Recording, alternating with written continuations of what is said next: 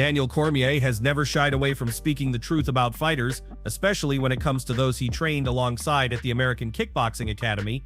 Recently, while speaking with Aljamain Sterling on his podcast, Cormier opened up about the career of his longtime friend and teammate Cain Velasquez. His reflections offered a powerful glimpse into the potential Velasquez had, and how injuries ultimately prevented him from achieving what many believe could have been the greatest heavyweight run in UFC history. Cormier did not hesitate when asked about Velasquez's abilities. He made it clear that in his mind, Cain had everything required to dominate the division indefinitely. If Cain Velasquez didn't suffer from so many injuries, Cormier explained, he would, without a doubt, be recognized as the greatest heavyweight of all time. I truly believe no one could have beaten him. Velasquez's career, despite being marked by championship victories and memorable performances, was constantly overshadowed by setbacks outside the cage. Shoulder issues, knee injuries, and lingering back problems forced him out of some of his prime years, robbing fans of what could have been legendary rivalries and title defenses. For Cormier, who trained side by side with Velasquez, it was heartbreaking to see how much those injuries affected him. What stood out most to Cormier was Cain's relentless work ethic. He described Velasquez as unlike any other athlete he had ever seen. From the moment he came up through the ranks, Cain was different. His training intensity, his discipline, and his willingness to push himself beyond limits were unmatched. I have never seen anything like it, not before, not even today. Cormier recalled how Velasquez came from humble beginnings, with very little to his name, and because of that, he put absolute trust in his coaches and mentors. If the strength coach told Cain to leg press 800 pounds, he did it. He didn't question it, he didn't hold back. He simply pushed himself to do whatever was asked, no matter how grueling. That's just who he was, pure dedication and discipline. This relentless drive, however, had a dark side. Cain's willingness to push his body to the extreme often led to overtraining and repeated injuries. Instead of preserving his health, Velasquez's desire to do more, lift more, and train harder sometimes worked against him.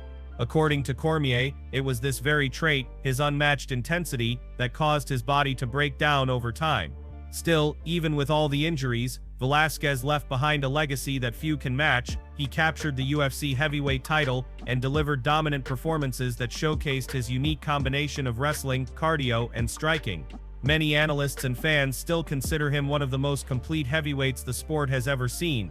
Cormier concluded by emphasizing that Velasquez's story is both inspiring and tragic. Inspiring, because Cain demonstrated what it means to give everything for your craft. Tragic, because the world never got to witness the full extent of his greatness. For Cormier, there will always be the belief that Cain Velasquez could have been the undisputed greatest heavyweight in MMA history, if only his body had allowed it.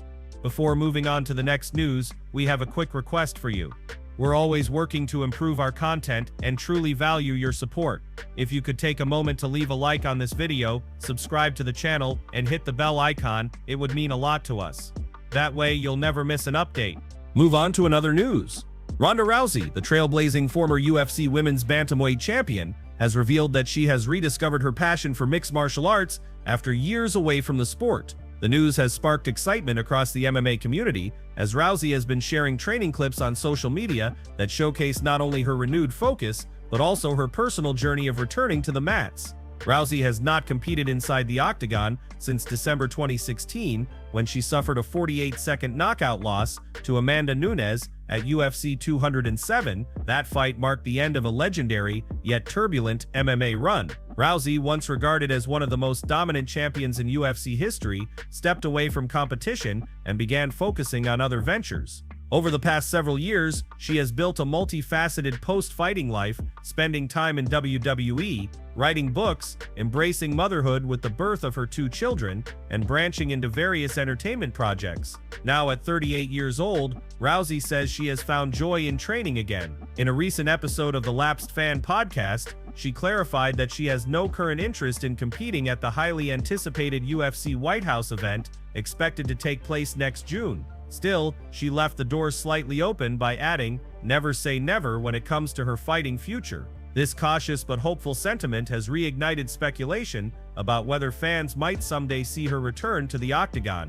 On Instagram, Rousey posted 2 training clips that highlighted her progress and motivation over the past year. She wrote, "From 8 weeks after having a baby, and 8 years of stepping away from MMA to 8 months postpartum and finding my love for it again. The first clip is my first session working with AJ MMA. I was super self-conscious, embarrassed of how much I regressed, and honestly trying my very best not to pee my pants throwing punches so soon after having a baby. Second clip was yesterday. I've never laughed or smiled so much on the mat as I do these days. The last 6 months have been an absolute blast. Feels like I have so much left to grow, and without the weight of the world on my shoulders, nothing is holding me back. What we learn with pleasure, we never forget. This honest and heartfelt caption gave fans a glimpse into her mindset. Unlike her earlier career, when she carried the pressure of being the face of women's MMA and the UFC's first female champion, Rousey now appears to be training purely for personal fulfillment. The difference is clear. Her tone is lighter, her energy more positive, and her motivation rooted in joy rather than obligation. Training footage also showed her focusing on fundamentals such as head movement, striking combinations, and fluid body mechanics. While fans quickly began speculating about a comeback, Rousey emphasized that this stage of her journey is about growth, enjoyment, and rediscovering the love that first made her a champion. Whether or not Rousey ever fights professionally again, her renewed passion for MMA is a story of resilience and personal evolution. Once known as an unstoppable force who changed the sport forever, she now serves as a reminder that even legends can find new meaning in their craft. For Rousey, this chapter is less about reclaiming titles and more about enjoying the journey, a mindset that may prove more powerful than any belt she has ever worn. Move on to another news. Former UFC middleweight champion Robert Whittaker has his eyes set on a high-profile matchup, and the name at the top of his list is none other than Sean Strickland. Speaking on his MMA Arcade podcast, Whittaker made it clear that he not only wants to fight again in early 2026, but specifically hopes the UFC brings an event to Sydney, Australia, with Strickland as his opponent. Whittaker and Strickland have hovered near each other in the UFC middleweight rankings for years. Both men have held the division's gold, both have suffered setbacks, and both remain perennial contenders capable of fighting for the title at any given time. Despite their paths never crossing inside the octagon, their shared status at the top of the division makes a clash between them not just intriguing, but almost inevitable. "I want to fight in Sydney next February," Whittaker said on the podcast. "That's what I want next. I've always been pretty flexible with opponents. I don't usually call people out, but I'd love to fight Strickland. I've been wanting that fight for a while, and I think it would be a really good matchup. He always brings attention to the cards he's on." Whittaker's respect for Strickland's ability to draw headlines and fans highlights one of the key selling points of this fight. Strickland, known for his outspoken personality and relentless fighting style, has become one of the most polarizing figures in MMA. Whether fans love him or hate him, they tune in. Pairing him against a respected veteran and former champion like Whittaker in Australia could create one of the biggest international fight events of the year. However, Whittaker also acknowledged there may be complications with getting Strickland to fight on Australian soil. "I don't think he'll come all the way here to Australia," Whittaker admitted. "He's had some issues with the Australian government. I don't think he has the best rapport with them, but who knows? Let's see what happens." Strickland has publicly expressed frustrations in the past with international travel, often citing difficulties with regulations and restrictions in various countries. Whether those issues would prevent him from stepping into the cage in Sydney remains uncertain, but Whittaker is clearly optimistic the UFC can make it happen. For Whittaker, fighting at home has always been special. The Sydney native has delivered some of his most memorable performances in front of Australian fans, and another major fight on home soil would be a chance to both reward his loyal supporters and add to his legacy. Against Strickland, it would also represent a compelling stylistic matchup, Whittaker's polished technical striking and measured game planning against Strickland's high-volume pressure and gritty brawling style. With both men still sitting near the top of the middleweight rankings, a potential Whittaker versus Strickland fight could serve as a title eliminator, setting up the winner for another shot at UFC gold. While nothing is official yet, Whittaker's public call-out may be just the spark needed to turn speculation into reality. If the UFC delivers Sydney as a host city in early 2026, fans could be treated to one of the most anticipated middleweight showdowns in recent years. For Whittaker, it's not just about fighting again, it's about making the right fight happen, in the right place, and at the right time.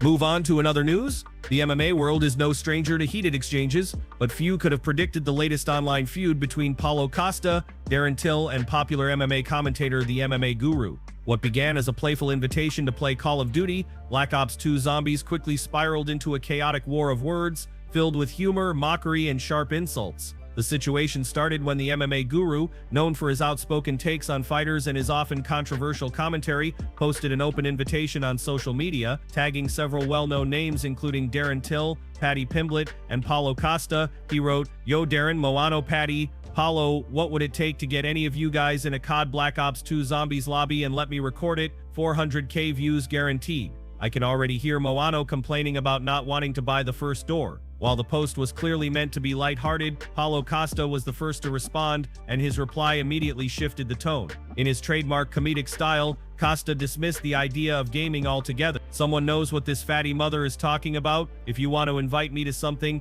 invite me to a pool party full of thick Latinas, otherwise, leave me alone." Costa's comment lit a fire under Darren Till, who has had his own history of clashes with fans and online personalities. Jumping into the conversation, Till unleashed a string of insults directed squarely at the MMA guru, who's getting real tired of that fat, smelly MMA guru. "I'm tired of him now. Yeah, we know you speak your mind, but you're fat and you're definitely smelly. What's your comeback, mate? Keep your mouth shut, cause you'd get strangled in the street." Till didn't stop there, doubling down on his annoyance by declaring "Guru simply annoys me at this point, just stop chatting." The MMA guru, never one to back down, fired back with his own brand of brutal sarcasm. His response targeted Till directly, with cutting remarks about his appearance and career struggles. "This bloated mong Darren Till reacts to me joining a little interview, got a face like a drowned man found at the bottom of a river with rocks in his pockets. Probably not the only rocks you've had in your pockets either, is it, mate? No wonder your nose is so messed up. Go call out another 50-year-old or influencer, you fat little expletive." Till quickly responded, asking sarcastically if Guru was calling him a head like Luke, referencing a long-running joke. Guru escalated further, mocking Till's intelligence. "Holy, you figured that out all by yourself. For that kind of IQ, they should have a statue of you in Liverpool with knives hanging out of it. You'd look like a Down syndrome pop-up pirate." What began as a casual gaming invite had now devolved into one of the more bizarre and personal online spats in recent MMA memory. Costa played the instigator with humor, but the majority of the verbal fireworks came between Till and the MMA guru, whose rivalry continues to fuel headlines and social media debates. Whether the exchanges remain confined to the digital world or spill over into a real-life confrontation remains to be seen. For now, fans are simply entertained by the chaos, proof that in MMA, the drama outside the octagon can sometimes be just as explosive as the fights inside it. Move on to another news. Chael Sonnen has never been one to hold back his opinions, and his latest take has the MMA community buzzing. In a recent YouTube video, the outspoken former UFC contender suggested that reigning lightweight champion Ilia Topuria may not deserve his current spot in the pound-for-pound rankings. Sonnen's argument is simple. If a fighter isn't willing to take on the top contenders in his division, how can he claim to be one of the best in the world? According to Sonnen, the UFC had been targeting a marquee matchup between Topuria and rising contender Arman Tsarukyan. The fight made sense both for the division and for fans, as Tsarukyan has been vocal about his readiness to face the champion. However, Sonnen explained that he woke up to disappointing news when he learned Topuria had ruled himself out of competition for the remainder of the year. Topuria reportedly told UFC officials that he would not be ready to fight until January or February of next year. For Sonnen, this raised serious questions about the champion's mindset and his standing in the rankings. "What are you telling us?" Sonnen asked rhetorically, because the rankings say you're number one in the world, in front of everybody any weight class, pound for pound. You're sitting on top at 155 pounds, but you're telling us you can't fight until next year? Shouldn't I interpret that as you don't believe you can beat these guys right now? Sonnen didn't stop there. He named the most likely opponents in line for Topuria: Tsarukyan, Paddy Pimblett, or Justin Gaethje. Each one presents a different challenge, but in Sonnen's eyes, refusing to fight any of them until next year signals hesitation. If it's Tsarukyan, if it's Paddy, if it's Gaethje, we know it's one of those three guys, Sonnen said. And you're telling me you can't beat them in November, you can't beat them in December? Don't I have to take you at your word? From Sonnen's perspective, the pound-for-pound rankings are supposed to reflect not only skill but also activity and willingness to face the best. If a fighter removes himself from the conversation for months at a time, Sonnen argues that his place at the very top should be reconsidered. Don't I need to adjust the rankings accordingly, at least for now? He asked. Do I need to start looking at bringing in an interim championship? The suggestion of an interim title isn't far-fetched. The UFC has often introduced interim belts when champions are sidelined for extended periods, ensuring the division remains active and contenders stay motivated. With Sarukian, Pimblett, and Gaethje already in waiting, Sonnen believes the UFC could justify such a move. As always, Sonnen's comments have sparked debate. Some fans agree that Topuria's inactivity warrants a reshuffling of the rankings, while others argue that a short break doesn't diminish his accomplishments or his rightful place atop the lightweight division. Regardless of where the truth lies, Sonnen has once again succeeded in stirring the conversation. For Ilia Topuria, the challenge now isn't just inside the cage, it's proving to fans, analysts, and outspoken critics like Chael Sonnen that he deserves to remain recognized as one of the best fighters on the planet. Move on to another news. The middleweight division has been heating up in recent months, and now a fascinating story has emerged that has fight fans buzzing. It involves none other than Khamzat Chimaev, the undefeated powerhouse who has been carving his path of destruction in the UFC, and Reinier de Ridder, the Dutch mixed martial artist widely regarded for his grappling and striking balance. What was initially thought to be a routine training session between the two has now been revealed to have escalated far beyond light sparring. The revelation first came to light when Reinier de Ridder was asked during a recent interview about his time training with Chimaev. Instead of brushing off the question or giving a vague answer, de Ridder confirmed that their sessions were anything but ordinary. According to him, they did not engage much in grappling or traditional jiu-jitsu work. Instead, the two focused heavily on stand-up sparring, shoot boxing, and some wrestling against the cage. While de Ridder remained humble in his description, he made it clear that those exchanges were highly competitive and far from casual. This is where things got even more interesting. Russian MMA reporters decided to follow up on the story by reaching out to Chimaev's striking coach to ask whether he had been present during those sessions.